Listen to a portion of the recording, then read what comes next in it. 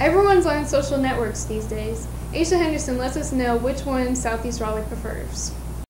Good morning, Southeast. I'm Aisha Henderson coming to you with your K9 News. Twitter versus Instagram, is it really a competition? Let's see which one Southeast prefers. Students use social medias more than anything. The question here is there one that's more popular? Here, many students address their opinions. I prefer Instagram over Twitter because I'm more of a visual person, so I like to see pictures more than I like to just read words, and I like the different filters you can use on Instagram and the different editing techniques people use. Well, I prefer Instagram because it explains more of who the person is, and it doesn't have words, it has pictures instead. I prefer Twitter for the simple fact of the matter is that on Instagram, it's it only starts popping on certain times. But for Twitter, everybody's tweeting. Although these two are very entertaining, they may become overly addictive and a huge distraction. I get on Instagram every day, anytime that I see fit, anytime I'm not doing anything, whether it's in school, whether it's at home, whether it's on the job, I'm on Instagram because I'm really addicted to it, and I enjoy spending my free time on Instagram.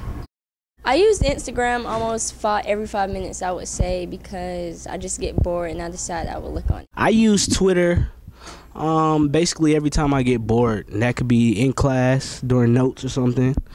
That could be when I first wake up in the morning, or that could be when I'm about to go to sleep at night. Follow me on Instagram at Brooks_Lamar. On Instagram at Lex_gorgeous. Follow me on Insta, Lil_grams. Follow me, Dreaded_like_Marley. Follow me on Twitter. Well, looks like Southeast prefers Instagram. Which one do you prefer? I'm Aisha Henderson signing out with your K9 News.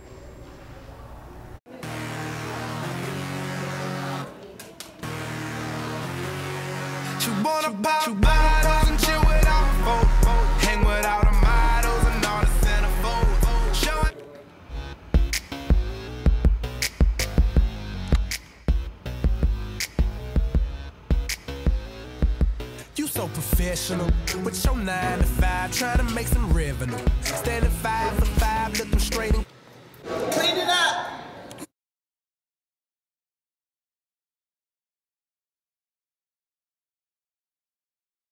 Nutrition is important regardless of if you're eating on or off campus. Let's take a look at what choices Bulldogs are making.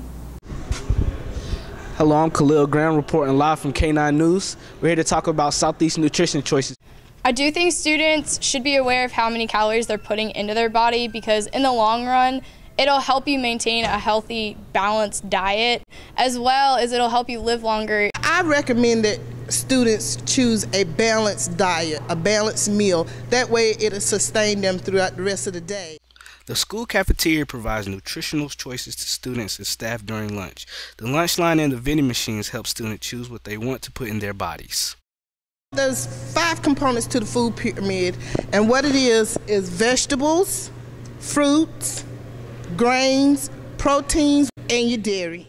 Underclassmen do not have the privilege of going off campus, but why do upperclassmen choose to go off campus when the school cafeteria is more convenient? I prefer going off campus because it's a privilege given to seniors and some juniors, and we've been waiting so long to actually be able to have the privilege to go off.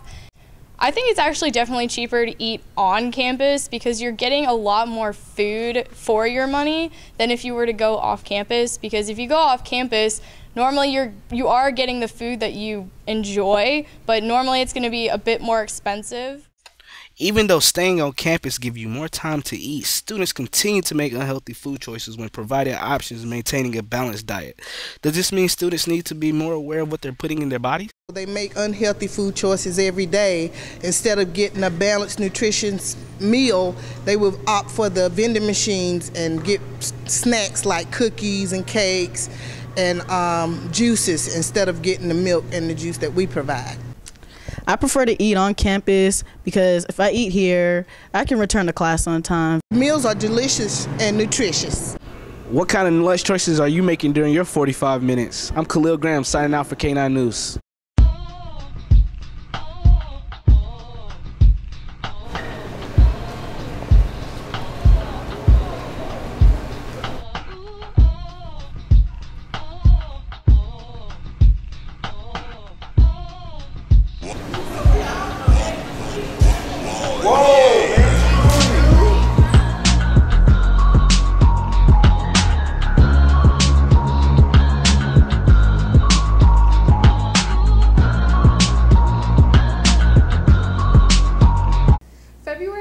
just around the corner, and I hate Valentine's Day.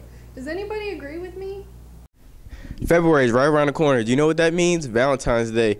We interviewed some fellow students to get their take on Valentine's Day.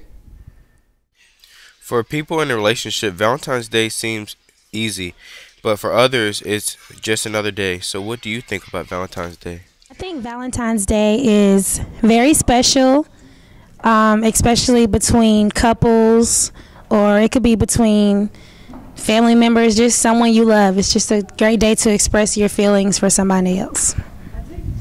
It's a holiday for males to spend money on females so that they feel better about themselves. I think it's a day of love. You're just showing that special person how you feel and how much they mean to you.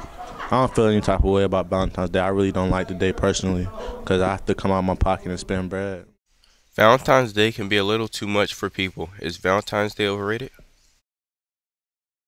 I feel like sometimes Valentine's Day is maybe a little bit too much because, you know, you can go broke off. I feel like Valentine's Day is a wonderful day. It's, I guess, wonderful to spend with your person you love and cherish the moments y'all have together. So, yeah. What are the best gifts for Valentine's Day? Gift I would like to receive probably like teddy bears and flowers and a card, you know, with I love you and all that stuff on it. That's really cute. I'm not a real materialistic person, so it's not about receiving anything. It's just about being with somebody. Valentine's Day could be a little too much for people. Do you think Valentine's Day is overrated? No, I don't think it's overrated, but it is hyped up a little too much because you don't necessarily have to be with somebody to enjoy your day. That Valentine's Day can be overrated. I feel that people get in their feelings if they're not necessarily with someone and they say, I want a Valentine, but you shouldn't let it affect you. If you are with someone, be grateful, and if you're not, then just love yourself.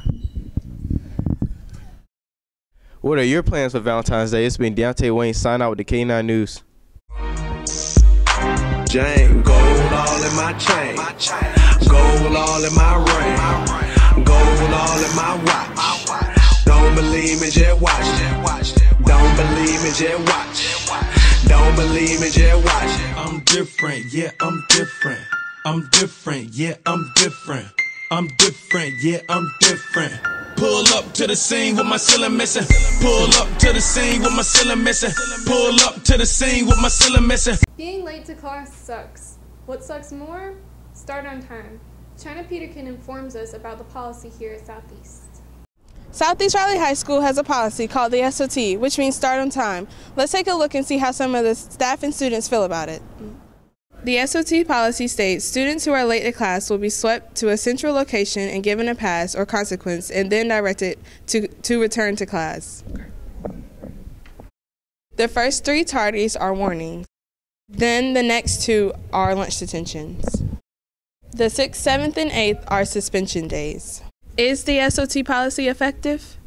I do agree with the start on time system, but there are some exceptions where I think the rule should be changed or altered depending on a student's personal situation. There are too many students in school to just go by. If you're late, you get to start on time. You know, if your class is from one end of the school to the other, I think your ground rules for that should be accepted or changed in some way. But pretty much it is a good system. Some students feel as if 3 warnings are not enough, but how many warnings do you really need? I do, because if a person can have anything pop up that can make them late once or make them late twice. However, when we get to 3, we see a pattern developing. That's with anything. And so if you haven't made that correction by the 3rd time, then you do need to have some sort of repercussion fall down. I do. It's not an automatic thing where any one student punished for any kind of accident. There could be many reasons that makes them late once or even twice.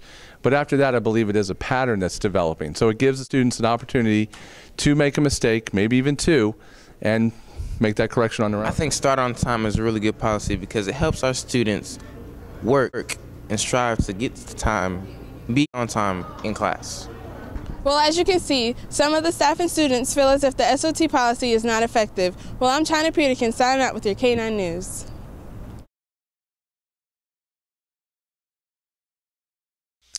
This is a J-Rad production. Do you obsess over your shoes? Do you make your shoes a priority? But would you die for them?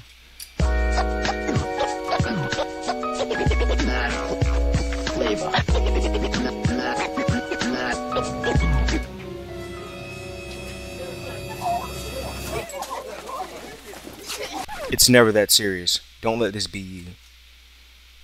Don't die over kicks. Spread the word. From all of us here at K9 News, make it a great day, Bulldogs.